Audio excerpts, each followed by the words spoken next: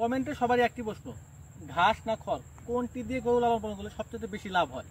তো আজকে আমি বিস্তারিত আলোচনা করবো যে আপনি কোনটা দিয়ে গরু লালন পালন করলে আপনি সবচেয়ে বেশি প্রফিট ইনকাম করতে পারবেন, লাভ করতে পারবেন। তো আসসালামু আলাইকুম প্রিয় খামারি ভাইরা, আজকে আমি আপনার সাথে বিস্তারিত আলোচনা করবো আপনি কোনটি দিয়ে গরু লালন পালন করলে সবচেয়ে বেশি প্রফিট অর্জন করতে পারবেন। আপনারা দেখতে পাচ্ছেন যে আমি কিন্তু ঘাস এবং খড় দুটো দিয়ে লালন পালন করি গরু। তো সেই ক্ষেত্রে আমার একটা ভালো একটা অভিজ্ঞতা গেইন করতে পারছি যে কোনটা সবচেয়ে বেটার। তো প্রথমে আসবো আমি খড়ের কাছে। আর যারা খড় দিয়ে গরু লালন পালন করতে চান, অনেকেরই আবাদি জমি আছে, তারা শুধুমাত্র খড় দিয়ে লালন পালন করতে চায় এবং তাদের ঘাসের জমি নাই। তারা অনেক সময় প্রশ্ন করে, ভাই আমি কি শুধুমাত্র খড় দিয়ে কি গরু লালন পালন করতে পারবো?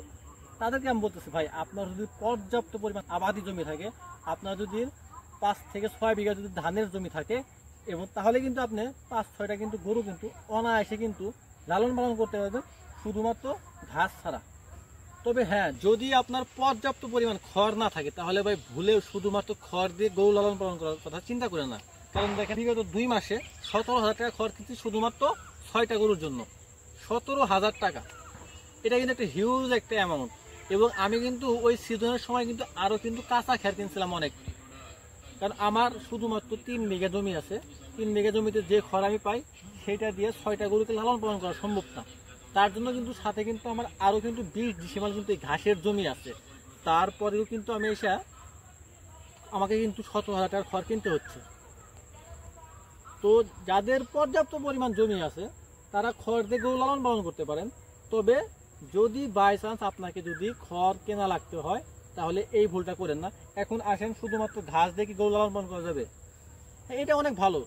আমি সবাইকে বলি যে আপনি খামার শুরু করার আগে ঘাস লাগান। আপনি যদি পর্যাপ্ত পরিমাণ ঘাস থাকে, মানে হিউজ পরিমাণ ঘাস, যে ঘাস আপনার গরু খেয়ে ফুরাতে পারবে না, তাহলে আপনি কিন্তু ঘাস দিয়ে কিন্তু গরু লালন পালন করতে পারবেন। তবে এখানে একটা কিন্তু আছে ভাই, তারপরেও আপনি কিন্তু পারবেন না। কারণ হচ্ছে এই ঘাসটা কিন্তু আপনি সারা বছর কিন্তু পর্যাপ্ত পরিমাণ পাবেন না। এখন যখন শীতকাল আসতেছে, শীতকালে কিন্তু আপনি ঘাসটা কিন্তু প্রপারলি পাবেন না, কারণ ঘাসের গ্রোথটা কমে যাবে। এবং সাথে যখন বৃষ্টি, গত বৃষ্টির সিজনটা গেল, তখনই কিন্তু ঘাস কিন্তু ঠিক মতো হয় না, ঘাসের মতো কিন্তু অনেক পয়সা গেছে। তো এই ক্ষেত্রে কিন্তু আপনি ঘাসের উপর নির্ভর করে কিন্তু শুধুমাত্র গরু লালন পালন করতে পারবেন না। তাহলে আপনারা কি করতে পারেন? তাহলে আপনাদের একটা অ্যাভারেজ থাকতে হবে। প্রত্যেকটা খামারে একটা অ্যাভারেজ ইস্যু আছে, তারা কিন্তু ঘাস প্লাস খড় দুটাই রাখে। যদি কারো ঘাসের জমিও থাকে, খড়ও থাকে, তাহলে আপনি খুব সুন্দরভাবে কোনো ঝামেলা ছাড়া, টেনশন ছাড়া গরু লালন পালন করতে পারবেন। খড়টা একটা সময় এসে শেষ হয়ে যায়, ঘাসটাও একটা সময় এসে শেষ হয়ে যায়। কিন্তু আপনার যদি দুইটাই থাকে তাহলে কিন্তু আপনি সুন্দরভাবে একটা খামার পরিচালনা করতে পারবেন। তারপরেও বাই চান্স যদি কারো শুধু ঘাসের জমি বা শুধু খ্যার থাকে, খড় থাকে, তাহলে আপনাদেরকে আমি ডিমোটিভেট করবো না। আমি তাদেরকে বলবো আপনারাও শুরু করেন। যদি আপনার শুধু খড় থাকে তাহলে আপনি ষাঁড় গরু লালন পালন করেন, কারণ ষাঁড় গরু খড় খুব কম খায়।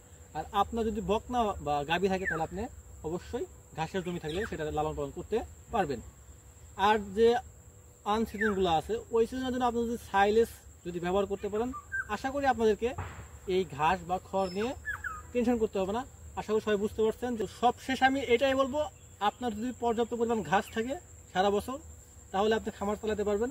আপনার যদি পর্যাপ্ত পরিমাণ খড় থাকে তাহলে আপনি খামার শুরু করতে পারবেন। যদি পর্যাপ্ত পরিমাণ না থাকে, সবথেকে বেটার অপশন হচ্ছে ঘাস এবং খড় দুটাই। এই দুটো যদি আপনার থাকে তাহলে আপনি নির্দ্বিধায় খামার শুরু করতে পারবেন ইনশাল্লাহ। যারা এটা নিয়ে অনেক হিমশিম খাচ্ছিলেন, আশা করি তাদের সবকিছু ক্লিয়ার হয়ে গেছে। তো সবাই ভালো থাকবেন, সুস্থ থাকবেন। আসসালামু আলাইকুম রহমতুল্লাহ।